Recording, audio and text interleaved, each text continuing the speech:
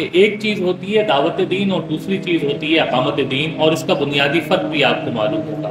دعوت دین آپ لوگوں کو اللہ کے دین کی دعوت کی طرف بلاتے ہیں۔ اس معاشرے کے اندر مختلف تنظیمیں جو یہ کام کر رہی ہوتی ہیں، جو بنیادی طور پہ لوگوں کو بولتی ہیں کہ اللہ ایک ہے، محمد صلی اللہ علیہ وآلہ وسلم اس کے نبی ہیں، ایک قیامت کا دن جو آنا ہے جس کی تیاری ہم نے کرنی ہے، دیٹس آل، یہاں پہ ساری زندگی ختم ہو جاتی ہے کہ آپ نے اپنی انفرادی حیثیت میں اپنی ذات میں ایک تبدیلی پیدا کرنی ہے اور آپ نے اس آخرت کے لیے اپنے آپ کو تیار کرنا ہے۔ دوسرا، اقامت دین کی دعوت آپ کو دی جاتی ہے۔ اقامت دین کی دعوت یہ ہوتی ہے کہ نہیں، ہم انسان کی حیثیت سے کچھ ذمہ داری ہے جو اللہ تبارک و تعالیٰ نے ہم پر عائد کر دی ہے۔ اللہ تبارک و تعالیٰ نے جب اس زمین کے اوپر انسانوں کو اتارا تو اس لیے اتارا تاکہ اس زمین کے اوپر اللہ رب العالمین کا نظام اس کے دین کو نافذ کر سکے۔ دین کس کو کہتے ہیں؟ یہ کوڈ آف کنڈکٹ ہے، یہ سسٹم آف دی لائف ہے، اس کو اس دنیا کے اندر امپلیمنٹ کیا جا سکے، اللہ کا نظام اس زمین کے اوپر قائم کیا جا سکے۔ اس کو قائم کرنے کی جدوجہد جو کی جاتی ہے اسی کو اقامت دین کہا جاتا ہے، جس کے لیے اللہ تبارک و تعالیٰ نے اپنے انبیاء علیہ السلام بھیجے۔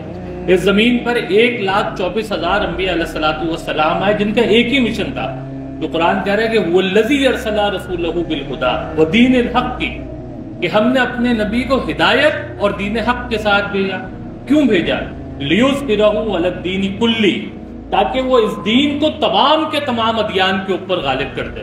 کہیں اللہ تعالیٰ کہتا ہے کہ وَلَوْ كَرِهَ الْمُشْرِكُونَ، چاہے مشرکین کو جتنا بھی ناگوار گزرے۔ کہیں کہتا ہے وَكَفَىٰ بِاللَّهِ شَهِيدًا، کہ اس کی گواہی کے لیے اللہ تبارک و تعالیٰ کافی ہے۔ تو اللہ تعالیٰ نے انبیاء علیہ السلام کو بھیجا ہی اسی لیے تھا کہ وہ اس دین کو، اس نظام زندگی کو تمام کے تمام ادیان کے اوپر غالب کر دے۔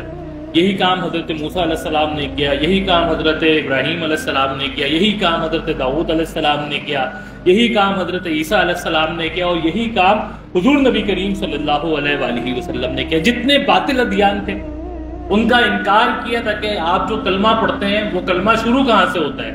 اشہد ان لا الہ، کہ میں گواہی دیتا ہوں کہ نہیں کوئی معبود سوائے اللہ کے۔ پہلے آپ انکار کرتے ہیں سارے معبودوں کا کہ اس زمین کے اوپر اللہ کے علاوہ کسی کی حاکمیت، کسی کی ربوبیت، کسی کی الوہیت نہیں چلے گی۔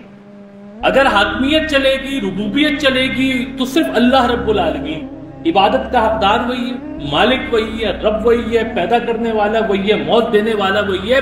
اس لیے نظام بھی طاغوت اور باطل کا نہیں چلے گا، نظام بھی صرف اللہ تبارک و تعالیٰ کا چلے گا۔ اور یہ اقامت دین کی جدوجہد کہلاتی ہے کہ جس کے لیے سید مودودی علیہ رحمہ نے 20ویں صدی میں اسلامی تحریک کی بنیاد رکھی، اور یہ اسی کام کا تسلسل ہے کہ جس کے لیے اللہ تبارک و تعالیٰ نے انبیاء علیہ السلام کو بھیجا، کہ جس کا سلسلہ نبی آخر الزمان حضور نبی کریم صلی اللہ علیہ وآلہ وسلم پر آگے ختم ہوا، اور اللہ کے حضور صلی اللہ علیہ وسلم کے بعد یہ کام اور یہ ذمہ داری اس امت کے سپرد کر دی گئی جو امت محمدی صلی اللہ علیہ وآلہ وسلم یعنی امت مسلمہ کہلاتی ہے۔